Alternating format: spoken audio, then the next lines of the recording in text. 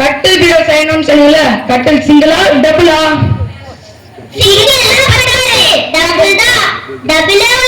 சரி, டபுள் கட்டில். அப்புறம் கட்டில்ல கண்ணாடி வைக்கணுமா? கண்ணாடி எதுக்குன்னு தெரியாதா? தெரியாதே. நம்ம தலைமாட்டுல பெரிய கண்ணாடி இருக்குமே, அதுதான். ஓ, அந்த கண்ணாடியா? பேசாம பெரிய நிலவு கண்ணாடியா வைக்க சொல்லு. வச்சிட்டா போச்சு, பெரிய நிலவு கண்ணாடி.